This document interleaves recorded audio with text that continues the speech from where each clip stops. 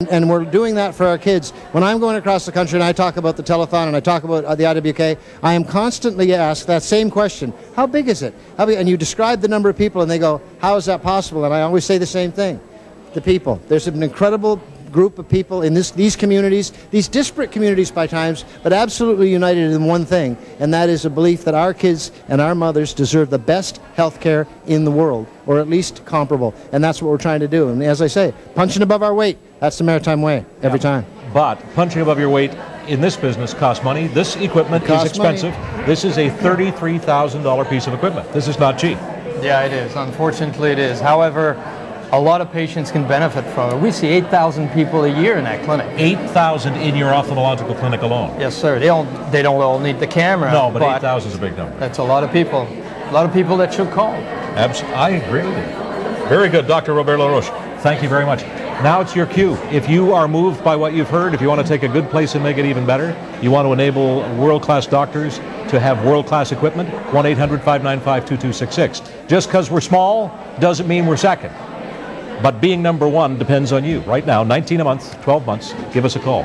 We have another great story to tell you now about a young, inspirational patient. 2.5-year-old Victoria Allen is from Halifax. She was born with a rare form of dwarfism that affects the growth and development of her bones. She's very, very well known around the IWK. Do you know her? Very well, too. We did surgery on her eyes. You have done surgery on Victoria? Yeah. Wow, it's a small hospital in that sense too, isn't it? You know, you get to know the patients. And I think you will agree that she is quite an inspiration. Here is Victoria Allen's story.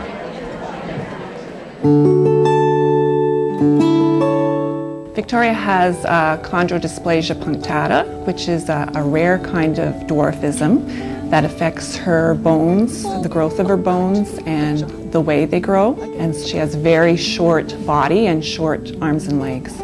She's got bilateral cataracts, hearing loss, a skin condition, and because it's basically a skeletal condition, her anatomy was so weird that eventually we were told that she was not quite going to be able to breathe when the time was going to come for her to use her lungs.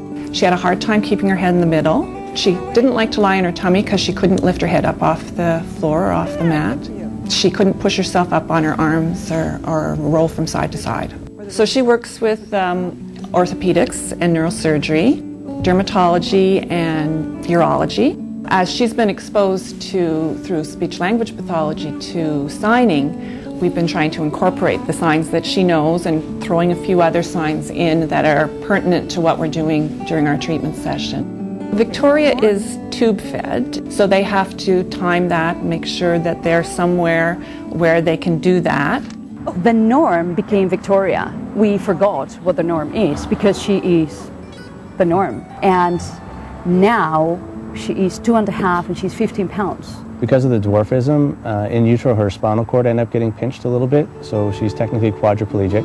And it took us a day after we met with the doctor the first time to fully realize that paralysis and quadriplegia aren't synonyms. So although she is quadriplegic, when we got her home from the hospital, she had great upper body motion and, you know, not so much from her lower body. At first we were working on head control and lying on her tummy and trying to get her head up off the mat and working on those things that she wants to be able to do in order to improve her strength. Whenever you see Victoria doing something that, you know, a normal 2.5-year-old child is doing, you know, first of all, it's just amazing she can do it, and it's definitely a testament to how much she's kind of come both through support and just through her own willpower and desire to play. Her parents are just, you know, as much as they have on their plates.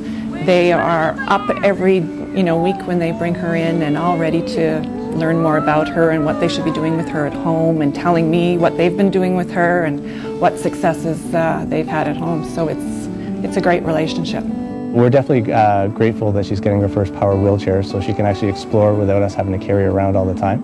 So I have no doubt that probably within about a month or two she'll be booting her way down to the mailbox or chasing kids down the street in her wheelchair. The wheelchair for us is just amazing because bottom line, that is going to be herself on her own. It's her independence. And people kind of feel sorry that she's getting a wheelchair, which is understandable, but we want to make sure that everybody knows that it's amazing. Just look at her. That is happiness. Now, I've seen that story a few times because they're seeing it. You see these stories and you see them over and over again and you say, why do we do what we do? That's why we do what we do, right? Absolutely. I'm here with Ken Shapton. You're with who? I'm with Atlantic Superstores and Atlantic Save Easies that are part of the Loblaws group in Toronto. And another group that seems to be involved in a whole lot of charities all year long.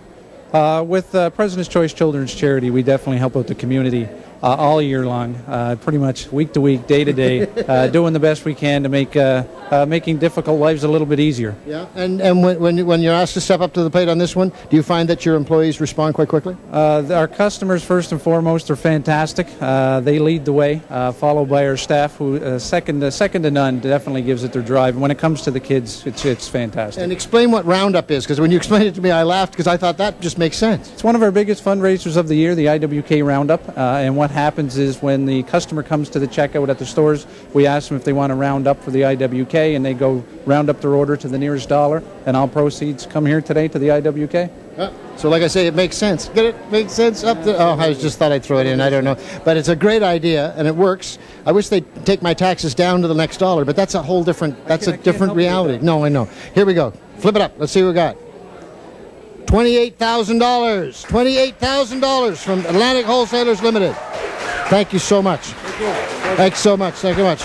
Stephen, over to you. Carry on. We're in the middle of that power hour. Thanks, all right, William, thank you very much. And we're here with Dr. Robert LaRoche. We're making good progress here in the power hour. We only need another 41 calls from to the IWK. Everyone turn over your little things if you have someone to thank. Who are you thanking, my darling? CGI. Crossroads Fire Department. Then Starts Duo. And among the many things they did, tell them what you did for your birthday party.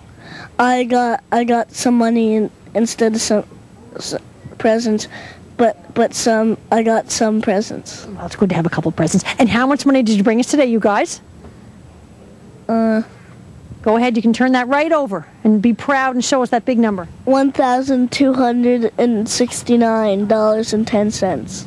And would you like to go for a boat ride? Yes. Well, let's get on the boat where Dr. Lynn is. Dr. Lynn, we're going to join you on the boat if that's okay. That sounds absolutely fantastic. Okay. And I've got two very special guests here. I've got Gary Craswell, who's the manager at the Charlottetown Rod Hotel, and a very special little girl, and maybe grandfather could introduce her. This is Haley Grace, and Haley's actually named after the IWK Grace, thanks to you and all your staff. Well, certainly a very special place for many people on PEI. Now tell us what you've done through Rods to raise money for the telethon this year. Well, the Rod family is very supportive of this whole operation, and through a golf tournament up in Mill River with Louise Arsenault and all her staff and John Cudmore, the president, we did a big fundraiser and a big golf tournament, and we're really pleased with the results. Well, absolutely. I know you've raised a whole lot of money and worked really hard, and maybe you could show all the folks at home how much you've actually raised. We ended up with $33,800. And that we're is really pleased. Absolutely super wonderful. So thanks so much from Rod Hotels. And I guess we're just about ready to get off on a boat ride here. Well, we have to find out who are our hosts today. Maybe you could tell us a little bit about the boat, Erica. Sure. Roger Craig was actually nice enough to rent out his boat for the day, and all the tours are free, just by donation only, and all proceeds for all the boat rides today went to the IWK. Fantastic way to raise money, particularly on Prince Edward Island. Well, let's fire up this puppy. We're going to take her out for a tour. And how much was that for today for donations?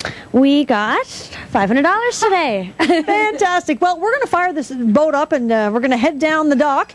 And we just want to thank everyone who was able to join us on board today, because all these people are generous folks, and they're from all walks of the island. They're from the east side, the west side, right in the middle, and particularly here we are in Charlottetown, being able to enjoy the hospitality of a fine boat like this.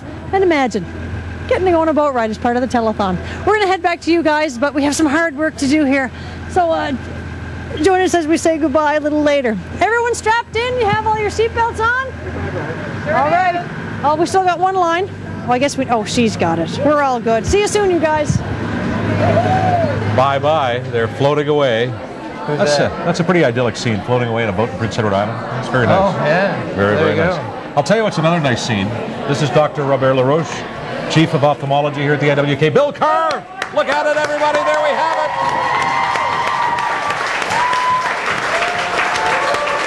Absolutely incredible. That's the kind of stuff. That is absolutely amazing. I said, if you did that, you're the most amazing.